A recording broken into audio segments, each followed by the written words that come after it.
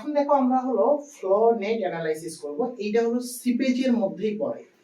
তো সেই ক্ষেত্রে তো সিলেবাসে যেহেতু আছে, বাদ দেওয়ার কোনো অপশন নাই। আমি তোমাদেরকে এটা একটু দেখাবো। এখন আমরা যেটা করব সেটা হলো ফ্লো নেট অ্যানালাইসিস। কি করব? Flow net analysis. Flow net অ্যানালাইসিসটা কি সেটা একটা বোঝার আগে আমি তোমাদেরকে বলি। তো নদীতে তোমরা বাঁধ দেওয়া দেখছো, তাই না? ওই যে কাপ্তাই আছে, তারপরে হয়তো আমাদের এই নদীতে হলো ফারাক্কা বাঁধ ইন্ডিয়াতে আছে, তাই না? তো বিষয়টা কি হয়, ধরো এটা একটা নদী, ওকে, আমার দিক থেকে তোমার দিকে প্রবাহিত হচ্ছে, ওকে। তো তুমি এই নদীতে একটা শীট পাইল বসায় দিলাম, একটা শীট পাইল বসায় দিলাম। তাহলে এই নদীর তোমার দিকে শীট পাইলের অপোজিটে, অর্থাৎ এই যে এই পাশে, তোমার পাশে যে অংশটা আছে এটাকে আমরা বলি হলো ডাউনস্ট্রিম, আর আমার পাশে শীট পাইলের অপোজিটে এইদিকে আমার দিকে যে অংশটা আছে সেটাকে আমরা বলি হলো আপস্ট্রিম। ঠিক আছে? তো তুমি যখন এখানে পাইল বসালা বা নদীর মধ্যে ড্যাম দিলা, বাঁধ দিলা, তখন কি হবে? তোমার আপস্ট্রিমে ওয়াটারটা ধারণ করবে। কাপ্তাই হ্রদে কি হয়? আপস্ট্রিমে অনেক ওয়াটার থাকে। ফারাক্কা বাঁধের কি হয়? আপস্ট্রিমে অনেক ওয়াটার থাকে, কিন্তু আমাদের ডাউনস্ট্রিম বাংলাদেশে ওয়াটার আমরা পাই না। আবার এই ঘটনাটা ঘটে। তো এখন এই যে আপস্ট্রিমে আমার দিকে যে ওয়াটারটা আছে, সেই ওয়াটারটা কি ওখানে বসে থাকবে?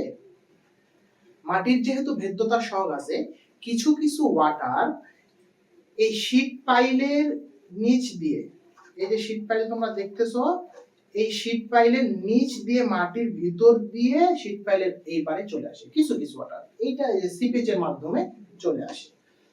আচ্ছা, তো আমার যেটা বোঝানোর উদ্দেশ্য, তুমি শীট পাইলকে যদি তোমার ফ্রন্ট ভিউ সামনে থেকে একদম দেখো, তুমি দেখবে শীট পাইলটা এরকম। কিন্তু সাইড ভিউ যদি দেখো, তাহলে তুমি শীট পাইলের একটা রেখা দেখবা। তুমি শীট পাইলের এখন সাইড ভিউ থেকে দেখতেছো। ধরো এইটা হলো তোমার নদীর বেড হলো এইটা, আর এখানে হলো এই যে শীট পাইলটা ইউজ করা আছে। এই শীট পাইলের প্রতি একক দৈর্ঘ্যে খেয়াল করো, আমরা বাহির যেটা করব সেটা হলো প্রতি একক দৈর্ঘ্যে নির্গমন। তো এই শীট পাইলের প্রতি একক দৈর্ঘ্যে যদি আমরা নির্গমনটা বাহির করতে পারি, ধরো যে এখান থেকে প্রতি একক দৈর্ঘ্যে নির্গমনটা বাহির করব, তাহলে টোটাল লেন্থে নির্গমন কত হবে সেই জিনিসটা আমরা বাহির করতে পারবো না? প্রতি একক দৈর্ঘ্যে যদি নির্গমনটা আমার জানা থাকে, তাহলে টোটাল লেন্থে নির্গমন কত হবে? একক দৈর্ঘ্যে নির্গমন ইনটু টোটাল লেন্থ করে দিলে আমার টোটাল লেন্থে নির্গমন চলে আসবে, তাই না? আচ্ছা, তো ধরো এটা শীট পাইল আছে, তো এই পাশে আমাদের কি থাকবে? আপস্ট্রিমে অনেক ওয়াটার থাকবে, হিউজ পরিমাণে ওয়াটার থাকবে। ফর এক্সাম্পল ধরো এখানে হলো 10 মিটার হাইটের, এটা হলো আমাদের বেড, রিভার বেড, 10 মিটার হাইটের ধরো ওয়াটার আছে। এই রিভার বেডের নিচেও তো আমাদের সয়েল আছে, তাই না? 10 মিটার হাইটের ওয়াটার আছে। এখন ওয়াটারটা করবে কি? ওয়াটারের ধর্ম কি বলতো? আচ্ছা, রিভার বেডটা আমি একটু লাল কালি দিয়ে দিই আগে, হ্যাঁ, সরি।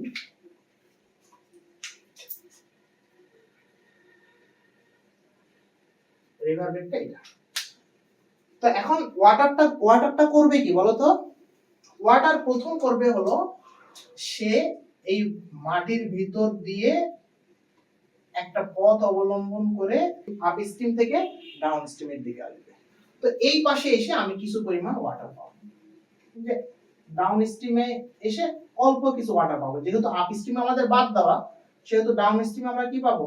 অল্প কিছু ওয়াটার পাবো। ধরো সেইটা হলো 2 মিটার ওয়াটার এইদিকে পাচ্ছি। আপস্ট্রিমে অনেক ওয়াটার, ডাউনস্ট্রিমে কম ওয়াটার। আর এই শীট পাইলের নিচে দিয়ে কি হচ্ছে? ওয়াটারটা ফ্লো হবে। এখন ওয়াটার ফ্লোর পথ বিভিন্ন রকমের থাকবে, এরকম বিভিন্ন পথ থাকবে, যেই পথ ধরে আমাদের কি হচ্ছে? ওয়াটারটা এই রিভার বেডের নিচ দিয়ে, পাইলের নিচ দিয়ে এরকম করে প্রবাহিত হচ্ছে। আবার কিছু ওয়াটার এমন হতে পারে যে পাইলের এই দিক দিয়ে চোয়া এই দিক দিয়ে এই পাশে আসবে, এরকমও হতে পারে, তাই না?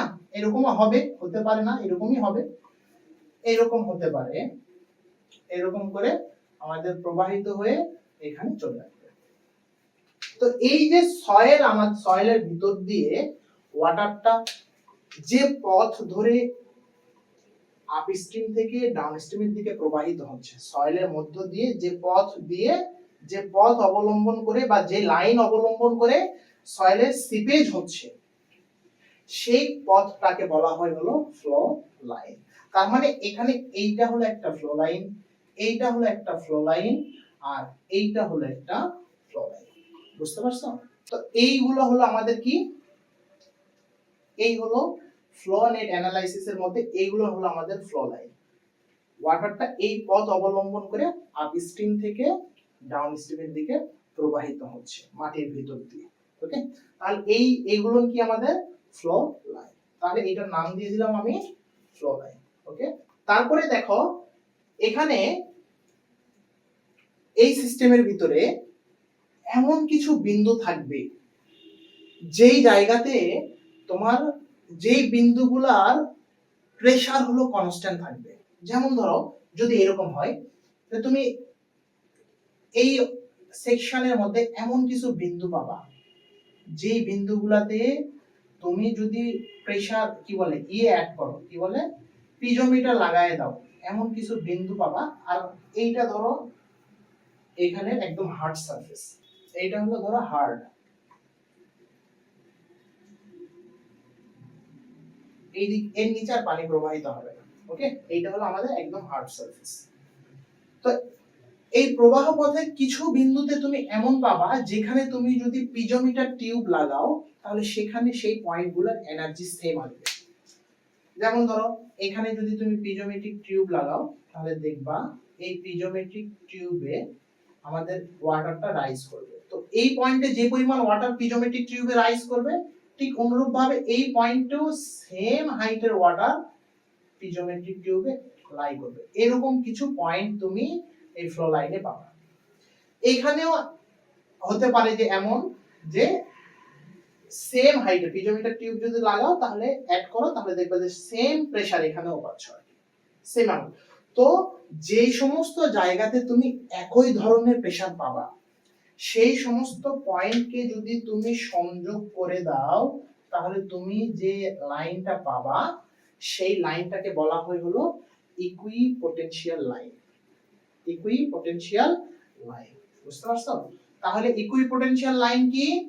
ইকুইপোটেনশিয়াল লাইন বলতে বোঝায় হলো ওই লাইনের যে কোনো জায়গাতে তুমি পিজোমিটার টিউব যদি লাগাও বা ইউজ করো তাহলে তুমি সেম পরিমাণে প্রেসার পাবা। তো ওই সমস্ত লাইনকে আমরা ইকুইপোটেনশিয়াল লাইন বলবো। বুঝতে পারছো? তাহলে এইটা একটা আমাদের ইকুইপোটেনশিয়াল লাইন। আর একটা মনে রাখবা যে ফ্লো লাইন এবং ইকুইপোটেনশিয়াল লাইন পরস্পরকে 90 ডিগ্রি অ্যাঙ্গেলে সেম ইন্টারসেক্ট করবে, এদের মাঝখানে 90 ডিগ্রি অ্যাঙ্গেল হবে। বুঝতে পারছো? তাহলে এটাকে আমরা কি বলতেছি? ইকুইপোটেনশিয়াল। তো এইরকম আমাদের কি থাকবে? অনেক লাইন এরকম করে ইকুইপোটেনশিয়াল লাইন থাকবে। এইটা হলো ইকুইপোটেনশিয়াল লাইন। তারপরে হতে পারে এইটা একটা ইকুইপোটেনশিয়াল লাইন। আমাদের ডিফারেন্ট জায়গাতে সেম ইকুইপোটেনশিয়াল লাইন থাকবে। এইটা একটা ইকুইপোটেনশিয়াল লাইন, অর্থাৎ যেই লাইনে আমি প্রেসারটা কি পাবো, পিজোমিটার টিউব যদি লাগাই সেম অ্যামাউন্টের প্রেসার পাবো। এই লাইনের যে কোনো জায়গাতে তুমি যদি পিজোমিটার টিউব লাগাও তাহলে তুমি সেম অ্যামাউন্টের কি পাবা, প্রেসার পাবা। তো এই জন্য একে আমরা বলি হলো ইকুইপোটেনশিয়াল লাইন। একই ধরনের কি আছে, পটেনশিয়াল আছে। বুঝতে পারছো? তো তাহলে এখন flow line, equipotential line clear হইছে কিনা, যে ফ্লো লাইন কাকে বলে আর ইকুইপোটেনশিয়াল লাইন কাকে বলে, এরা কিভাবে ইন্টারসেক্ট করে।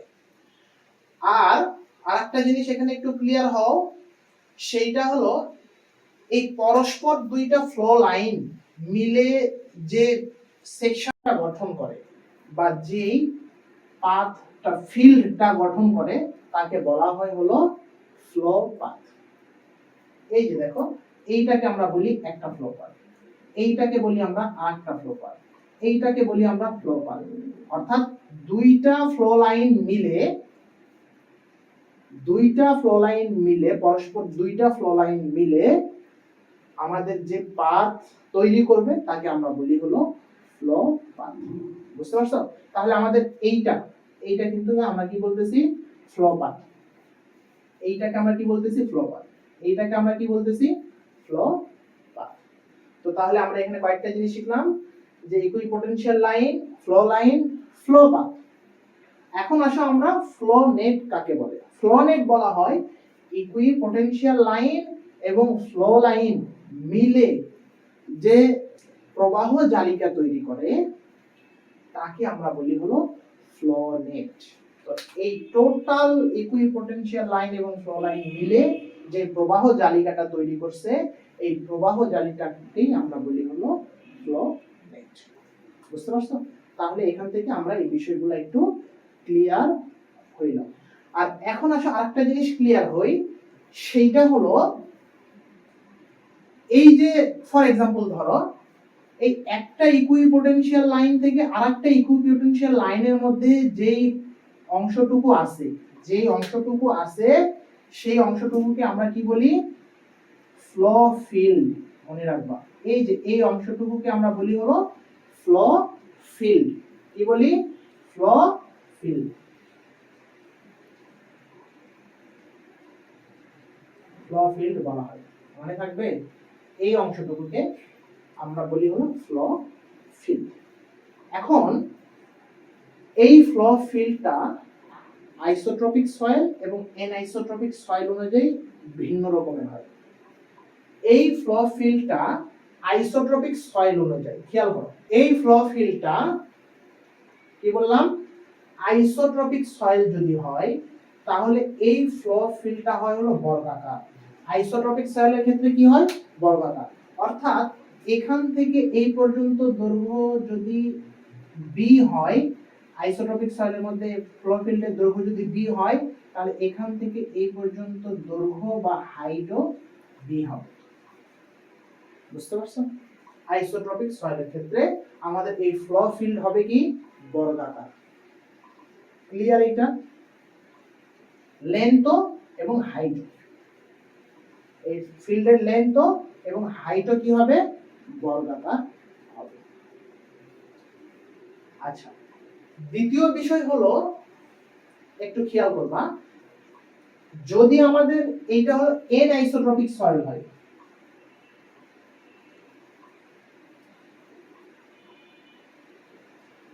এন আইসোট্রপিক সয়েল হয়, তাহলে এন আইসোট্রপিক যদি সয়েল হয় তাহলে আমাদের এইটা হবে হলো ফ্লো ফিল্ডটা হবে আয়তাকার।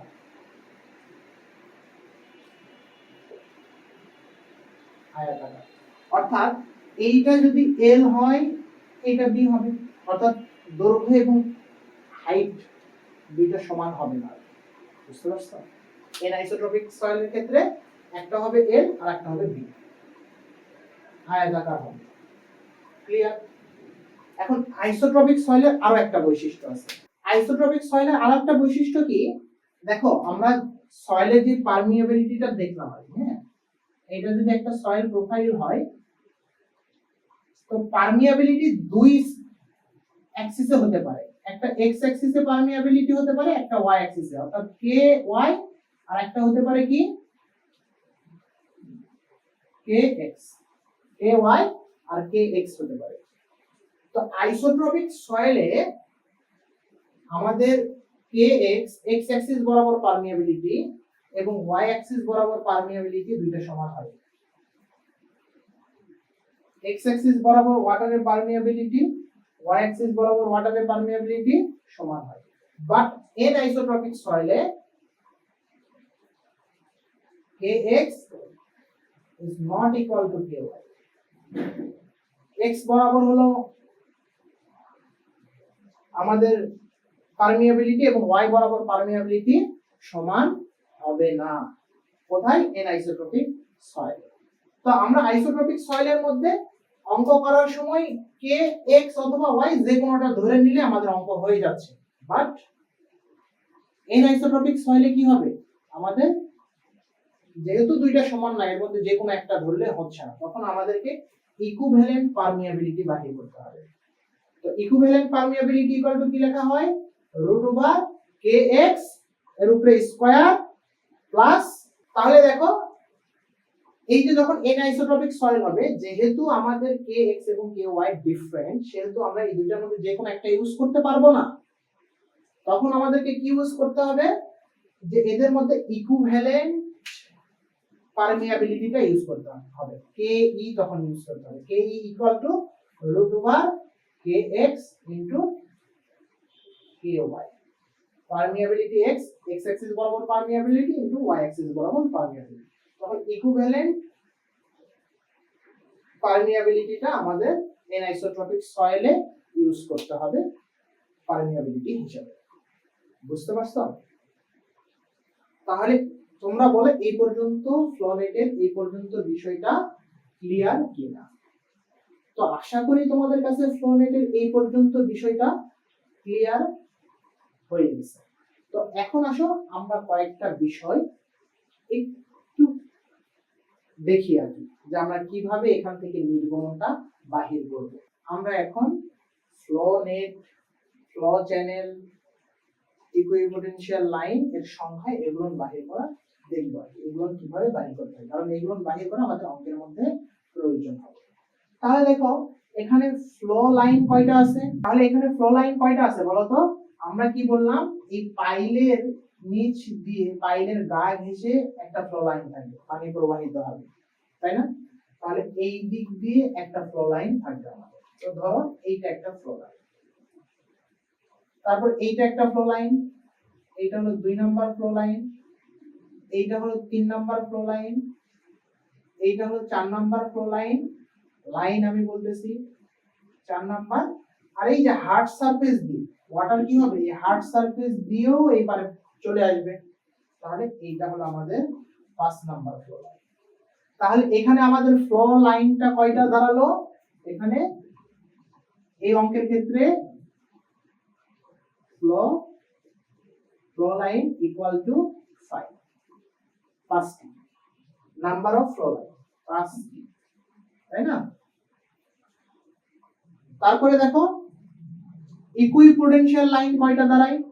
ইকুইপোটেনশিয়াল লাইন কয়টা?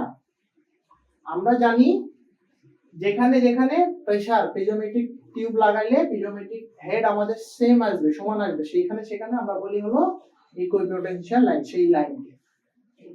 তাহলে দেখো এইখানে যদি তুমি একটা পিজোমিটার লাগাও, এখানে যদি তুমি একটা পিজোমিটার লাগাও, তাহলে দেখো তুমি এই লাইনের যে কোনো বিন্দুতে তুমি একই পরিমাণে হেড পাবা, তাই না? তাহলে এইটা একটা হলো ইকুইপোটেনশিয়াল লাইন, এই যে এই লাইনটা, তাহলে এইটা হলো 1 নাম্বার হলো আমাদের ইকুইপোটেনশিয়াল লাইন, ঠিক আছে? এইটা হলো আমাদের 2 নাম্বার ইকুইপোটেনশিয়াল লাইন, এইটা হলো আমাদের 3 নাম্বার ইকুইপোটেনশিয়াল লাইন, এইটা হলো আমাদের 4 number equipotential line,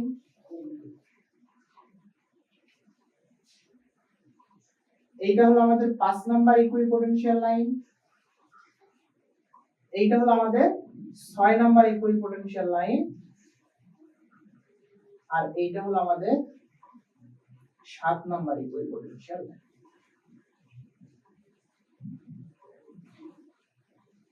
7 number equipotential line. তাহলে আমাদের এই সেকশনে ইকুইপোটেনশিয়াল লাইন কয়টা হলো? 7টা হলো ইকুইপোটেনশিয়াল লাইন। বুঝতে পারছো? তাহলে আমরা লিখবো হলো 7। আচ্ছা, তাহলে এখন বলো ফ্লো লাইন যদি আমাদের 5টা হয় তাহলে ফ্লো পাথ কয়টা হবে?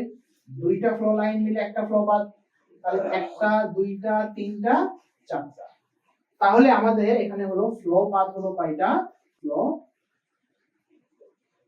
Equal to 40। তাহলে আমরা ফ্লো পাথটা কিভাবে বাহির করতে পারবো? ফ্লো পাথকে সাধারণত আমরা NF দ্বারা লিখি, NF ইকুয়াল টু 40। তাহলে আমরা flow path NF equal to কি লিখতে পারি? ফ্লো লাইন মাইনাস 1 কি হবে?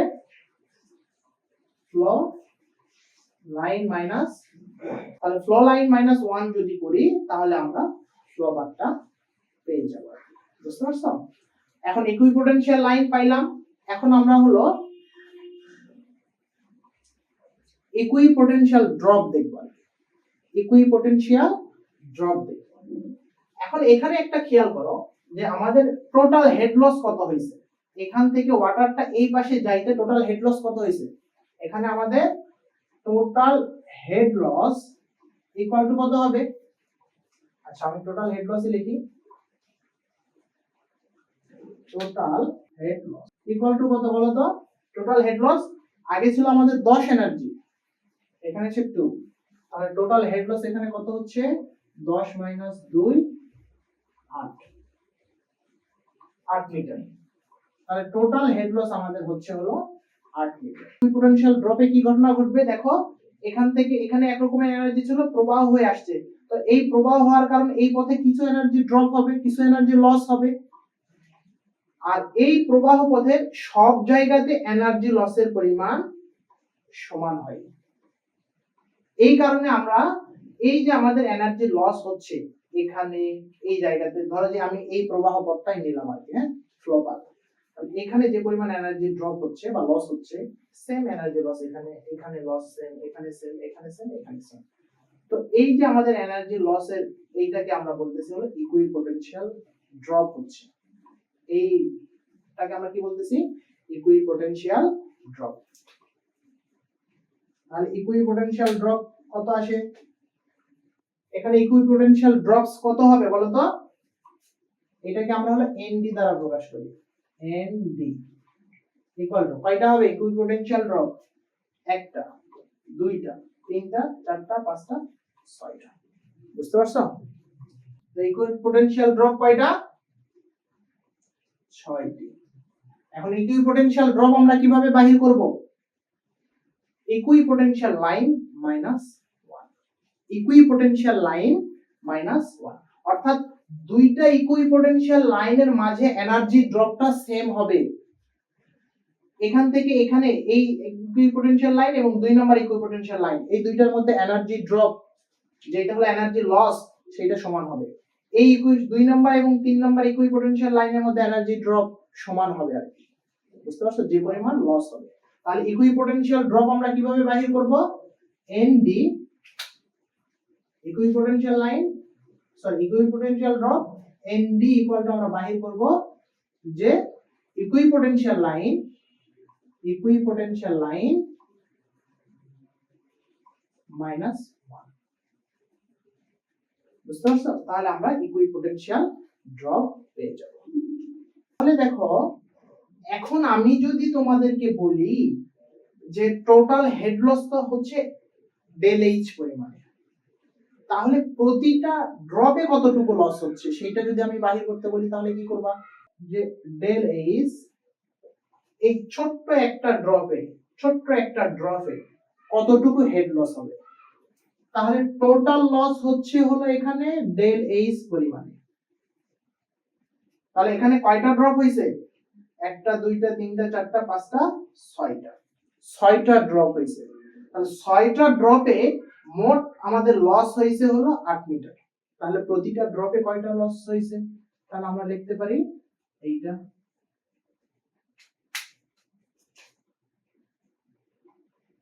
এনডি,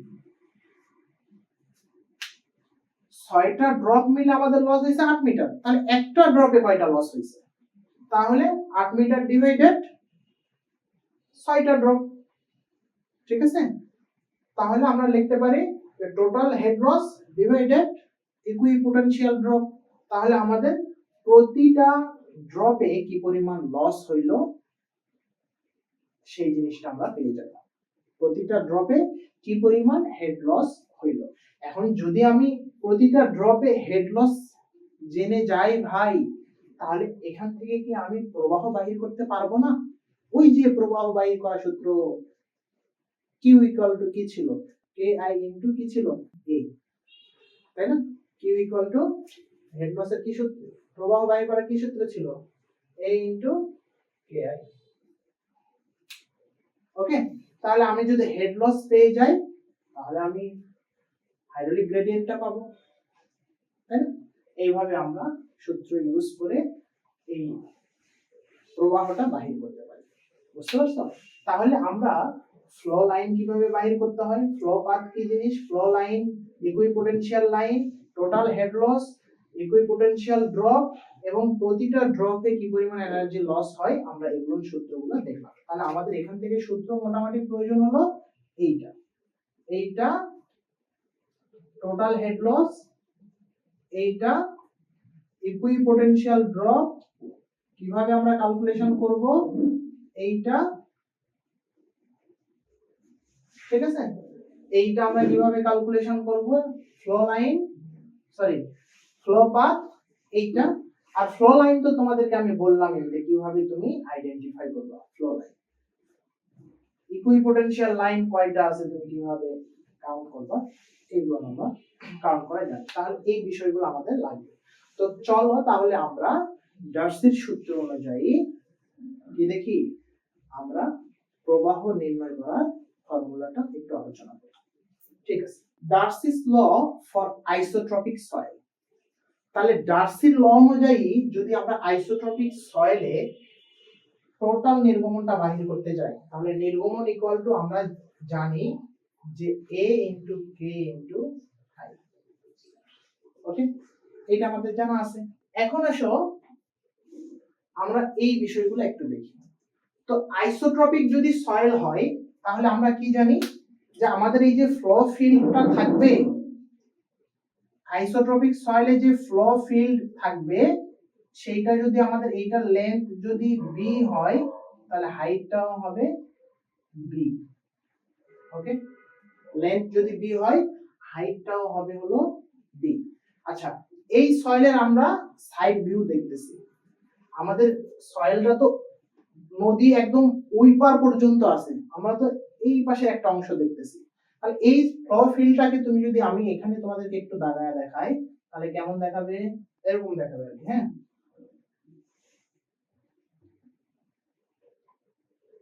এরকম দেখাবে ফ্লো ফিল্ডটাকে, যে এখান থেকে এই পর্যন্ত হলো b, এখান থেকে এই পর্যন্ত b, আর এই দিকে আমরা ইউনিট লেন্থ কল্পনা করে অঙ্কটা সমাধান করি যে ওইদিকে একক দৈর্ঘ্যে কতটুকু প্রবাহিত হচ্ছে। তারপরে আমরা যদি টোটাল লেন্থটা গুণ করে দেই তাহলে একক দৈর্ঘ্যে প্রবাহ যদি এত হয় তাহলে টোটাল লেন্থে প্রবাহ কতটুকু, লেন্থটা গুণ করে দিলে আমাদের টোটাল প্রবাহটা চলে আসবে, তাই না? তাহলে এখন বলো তো আমাদের এই যে একক দৈর্ঘ্য যদি বিবেচনা করি তাহলে আমাদের এই ফ্লো ফিল্ডের এরিয়াটা কত হবে? ফ্লো ফিল্ডের এরিয়া আমরা জানি b ইনটু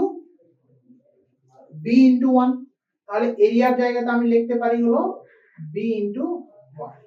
কে তো কে থাকলো, আর হাইড্রোলিক ঢাল সমান আমরা কি জানি, head loss divided flow path. তাহলে আমাদের এই একটা ড্রপে হেড লস কত হচ্ছে, ডেল এইচ।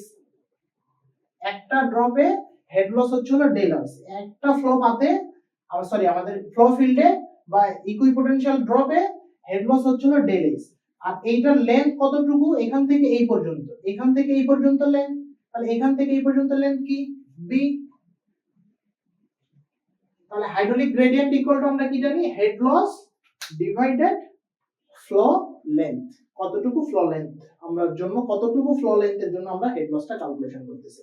তাহলে আমরা হেড লস নিছি শুধুমাত্র একটা ইকুইপোটেনশিয়াল ড্রপের জন্য, তাহলে আমাদের ফ্লো পাথও নিতে হবে একটা ইকুইপোটেনশিয়াল ফ্লো পাথে, একটাই কি বলে ফ্লো ফিল্ডের লেন্থ নিতে হবে। আমরা হেড লস নিছি কি একটা ফ্লো ফিল্ডের বা একটা ইকুইপোটেনশিয়াল ড্রপের, তাহলে ওই একটা ইকুইপোটেনশিয়াল ড্রপের ফ্লো লেন্থ নিতে হবে, এর অনুপাতকে আমরা বলবো হাইড্রোলিক গ্রেডিয়েন্ট। তাহলে এইটা হলো আমাদের সূত্র দাঁড়াবে।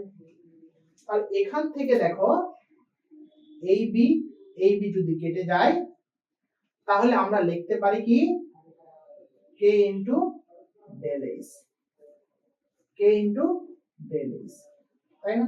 k ইনটু ডেল এইচ লিখতে পারি। এখন তোমার ডেল এইচ একটা ইকুইপোটেনশিয়াল ড্রপের ডেল এইচটা তোমার নাও জানা থাকতে পারে, তাহলে আমাদের সূত্রটা কি দাঁড়ালো, এই যে এটা দাঁড়ালো q equal to del H. এখন আমরা এখান থেকে আরেকটু কনভার্ট করতে পারি, q ইকুয়াল টু k তো আমরা লিখলাম, যেহেতু আমরা জানি আইসোট্রপিক সয়েলের মধ্যে kx equal to kz ky হবে, দুইটা সমান, যে কোনো একটা ইউজ করলেই আমাদের হয়ে যাবে। এখন k তো k থাকলো, x বা y যেটাই বসাও সমস্যা নাই। এখন ডেল h ইকুয়াল টু আমরা কি লিখতে পারি, total head loss divided equipotential drop. Total head loss divided equipotential drop. তাহলে এইটা হলো আমাদের একটা ফ্লো পাথ দিয়ে কি পরিমাণ নির্গমন হলো সেইটা সূত্র। আচ্ছা, এটাকে আমরা যদি ছোট হাতে কিউ দেই তাহলে মনে হয় যে ভালো হবে। হ্যাঁ, যেহেতু আমরা একটা ফ্লো পাথের নির্গমন বাহির করতেছি, এটা আমরা কি করছি, শুধুমাত্র একটা ফ্লো পাথ বিবেচনা করছি না, সরি একটা ফ্লো ফিল্ড বিবেচনা করছি না, একটা ফ্লো ফিল্ড। তো একটা ফ্লো ফিল্ডের নির্গমনটা আমাদের সূত্র আইসোট্রপিক সয়েলের জন্য এইটা চলে আসবে ডার্সির সূত্র অনুযায়ী। ক্লিয়ার এই পর্যন্ত? এই পর্যন্ত ক্লিয়ার? আচ্ছা, যদি এই পর্যন্ত ক্লিয়ার হয় তাহলে আমরা যদি বলি একটাতে যদি এত হয় তাহলে আমরা কি বলতে পারি না যে এই সবগুলা ফ্লো ফিল্ড, এই যে এইটা এইটা এই সবগুলা ফ্লো ফিল্ড দিয়ে নির্গমন কতটুকু হবে? তাহলে এই সবগুলা ফ্লো ফিল্ডের নির্গমন কতটুকু হবে বলো? তাহলে আমরা প্রতি একক দৈর্ঘ্যে টোটাল এই ফ্লো নেট দিয়ে কি পরিমাণ নির্গমন হচ্ছে প্রতি একক দৈর্ঘ্যে, এই যে এইদিকে 1 মিটার দৈর্ঘ্যে একটা ফ্লো ফিল্ডের একটা সেকশন দিয়ে কি পরিমাণ নির্গমন হচ্ছে সেটা বাইর করতে পারবো। তাহলে আমরা যে একটা ফ্লো ফিল্ড দিয়ে টোটাল নির্গমন কি বলে, টোটাল নির্গমনটা কত আসবে তাহলে? তাহলে আমাদের এই অংশ দিয়ে কতটুকু নির্গমন আসবে, তাহলে আমরা বলতে পারি বড় হাতের কিউ দ্বারা যদি প্রকাশ করি এটাকে ইকুয়াল টু কে ইনটু এগুলো দিয়ে, তাহলে এই একটা অংশ দিয়ে কি পরিমাণ নির্গমন আসবে বুঝতে পারছো? এই একটা ফ্লো ফিল্ডের যে টোটাল এই সেকশনটা আছে, এই টোটাল সেকশনের 1 মিটার লেন্থ দিয়ে আমাদের ফ্লো এর পরিমাণ এটা আসবে। তার মানে আমাদের এটার একক কি আসবে, ফ্লো এর একক metre cube per second per metre. প্রতি একক দৈর্ঘ্যে নির্গমনের পরিমাণ, প্রতি একক দৈর্ঘ্যে নির্গমনের পরিমাণ এইটা আসবে। তো এইটাকে অনেক সময় অনেকে সাজায় লেখে, এইভাবে সাজায় লেখা যায়। দেখো অনেক জায়গাতে দেখবে এরকম করে লিখছে k into nf divided nd into del x, এইভাবে লিখতে পারো সাজায় যদি লেখো। তো আমাদের আলটিমেটলি তাহলে আমরা দুইটা সূত্র মনে রাখবো, যে এইটা হলো প্রতি একটা ফ্লো ফিল্ড দিয়ে নির্গমন, আর এইটা হলো এই যে একটা সেকশনের টোটাল ফ্লো ফিল্ড দিয়ে, টোটাল এই সেকশন দিয়ে কি পরিমাণ নির্গমন হচ্ছে, টোটাল এই সেকশন দিয়ে প্রতি 1 মিটারে আমাদের টোটাল 1 মিটারে কতটুকু নির্গমন হচ্ছে। এটা তো হলো একটা ফ্লো ফিল্ডে নির্গমন দেখছিলাম, তাই না? আর এটা হলো টোটাল এই ফ্লো ফিল্ড, আমাদের এই টোটাল ফ্লো নেটের এই ফ্লো ফিল্ডে মোট কতটুকু নির্গমন হচ্ছে সেটা পাবো প্রতি একক দৈর্ঘ্য অনুযায়ী। বুঝতে পারছো? তো এই হলো আমাদের আইসোট্রপিক সয়েলের জন্য নির্গমন বাহির করার সূত্র। এইটার একক আসবে metre cube per second per metre. তো আরেকটা সূত্র আছে এন আইসোট্রপিক সয়েলের জন্য, সেম সূত্র হবে, সেম একদম এই সূত্রই হবে, ইউজ হবে, বাট সেখানে ডিফারেন্টটা কি থাকবে, ডিফারেন্টটা থাকবে হলো কে এর মানে আর কি। ওখানে তো আমাদের আচ্ছা আমি তোমাদেরকে এটা দেখাই দিচ্ছি। এইটা নিয়ে আবার কিন্তু কনফিউশন করো না যে এই নির্গমনটা শুধু এই সেকশনেরই, এটা হতে পারে এই সেকশনের নির্গমন, টোটাল এই সেকশন যেইটা নাও, টোটাল এই সেকশনে প্রতি একক দৈর্ঘ্য মোট নির্গমনের পরিমাণ প্রতি একক দৈর্ঘ্য, প্রতি একক দৈর্ঘ্য নিয়ে আমরা হিসাব করি। হতে পারে এইটার নির্গমন, হতে পারে এইটার নির্গমন, এইটাও হতে পারে, এইটাও হতে পারে, এই সেকশনটাও হতে পারে। তো যে কোনো একটা সেকশন, শুধু আমি এখানে দেখাইছি এটা যেহেতু আমি আগে ওখানে ইয়ে করা ছিল, তাই আমি শুধু এই জায়গাতেই দেখাইছি যে হলো আমাদের এই সেকশনে, এই সেকশনটাই আমি তোমাদেরকে বলছি। আর এইটা কি, এই যে এইটা, এই দুইটা কি শুধুমাত্র একটা ফ্লো ফিল্ড, এই যে একটা এই অংশটুকু, এই একটার জন্য নির্গমন হলো এতটুকু। তাহলে একটার জন্য নির্গমন যদি এইটা হয় তাহলে একটা দুইটা তিনটা চারটা, এই চারটা ফ্লো পাথের জন্য কয়টা নির্গমন হবে, 4 দ্বারা গুণ করে দিলেই হয়ে যাচ্ছে। তো এই জিনিসটা আমি তোমাদেরকে বুঝাইলাম আগে, সেটা হতে পারে এইটার, হতে পারে এই সেকশনের নির্গমন, হতে পারে এই সেকশনের নির্গমন, এটা কনফিউশন হবে না, বুঝতে পারছো? আর এখানে আরেকটা জিনিস খেয়াল রাখবা, যে কোনো এক লেয়ারের নির্গমন বাহির করা মানে টোটাল নির্গমন বাহির করা। কারণ সয়েলের ভিতর যে পানিটা প্রবেশ করছে সেটা তো প্রবেশ করেই ফেলে দিছে, ওই পানি তো প্রবাহিত হয়েই যাবে। তো এক লেয়ারে যেটা প্রবাহিত হলো ওই পানি তো আবার পরের লেয়ারে যাবে, আবার পরের লেয়ারে যাবে, এইভাবেই তো আমাদের আপ স্ট্রিম থেকে ডাউন স্ট্রিমে যাবে। তার মানে যে কোনো এক লেয়ারে কতটুকু পানি প্রবেশ করলো সেইটাই হলো আমাদের টোটাল নির্গমন, আর সেইটাই হলো আপ স্ট্রিম থেকে ডাউন স্ট্রিমে যাবে। তার মানে এখানে একটা লেয়ারের কি পরিমাণ পানি প্রবাহিত হলো বা প্রবেশ করলে এইটা বাহির করলেই যথেষ্ট, টোটাল নির্গমন হয়ে যাবে প্রতি একক দৈর্ঘ্যে। এইটার সাথে যদি আমরা নদীর প্রস্থ বরাবর টোটাল লেন্থ গুণ করি তাহলে আমরা মোট প্রবাহটা পাবো। এখন আসো ডার্সির ল এনআইসোট্রপিক সয়েলের জন্য। আমরা যদি ডার্সির এনআইসোট্রপিক সয়েলের জন্য সূত্রটা অ্যাপ্লাই করি, সরাসরি এই সূত্রটাই অ্যাপ্লাই করব যে কি টোটাল নির্গমন যে কোনো একটা সেকশন দিয়ে কি হবে, K into NF divided ND into del H বড় হাতের এইচ। এখানে যে কে টা থাকবে সেটা হলো ইকুইভ্যালেন্ট কে ইউজ করতে হবে, হ্যাঁ। তো ইকুইভ্যালেন্ট কে কে পারমিয়াবিলিটি কিভাবে বাইর করব, √kx ky, এটা জাস্ট এই একই কনসেপ্টে অঙ্ক হবে। কিন্তু এনআইসোট্রপিক সয়েলের ক্ষেত্রে আমরা কি জানি, আরেকটা বিষয় এখানে আছে যে এইটার এইটা আলাদা আলাদা হবে। এইটা যদি এল হয় এইটার ওইটা কি হবে, যে এইটার লেন্থ আর এইটার প্রস্থ আলাদা আলাদা হবে, বি ডিফারেন্ট হবে। তো এইটা যদি এল হয় এনআইসোট্রপিক সয়েলে এটা হবে বি, কিন্তু আমরা একক মিটারেই করব, একই বিষয়, ঠিক আছে। তো শুধু তোমার এই যে হেড লস বাহির করার ক্ষেত্রে আর হাইড্রোলিক গ্রেডিয়েন্ট বাহির করার ক্ষেত্রে আমাদের এখানে সূত্র দাঁড়াবে hydraulic gradient equal to head loss, একটা ফ্লো ফিল্ডে হেড লস আর ফ্লো লেন্থ কতটুকু, এখানে এম, এইটার জন্য। তাহলে এখান থেকে আমরা হাইড্রোলিক গ্রেডিয়েন্টের মান পাবো। শুধু এই জায়গাতে ডিফারেন্ট আসবে হলো ডার্সির ল এনআইসোট্রপিক সয়েলের জন্য। এই হলো আমাদের মোটামুটি সিপেজ অধ্যায়ের আলোচনা।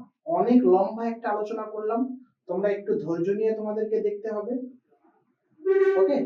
তো ধৈর্য নিয়ে দেখলে তোমরা আশা করি অঙ্কগুলো সমাধান করতে পারবে। তো আশা করি তোমরা এই সিপেজ অ্যানালাইসিস বা ফ্লোনেট অ্যানালাইসিস, আমি সিপেজ অ্যানালাইসিস বলতেছি না, ফ্লোনেট অ্যানালাইসিসটা ক্লিয়ার হইছো। এখন তোমরা নিজে নিজেই যদি প্র্যাকটিস করো, আমি তোমাদেরকে দুই একটা অঙ্ক করে দিব নেক্সট ক্লাসে, নিজে নিজে যদি প্র্যাকটিস করো তাহলে আশা করি আরো ক্লিয়ার হয়ে যাবে।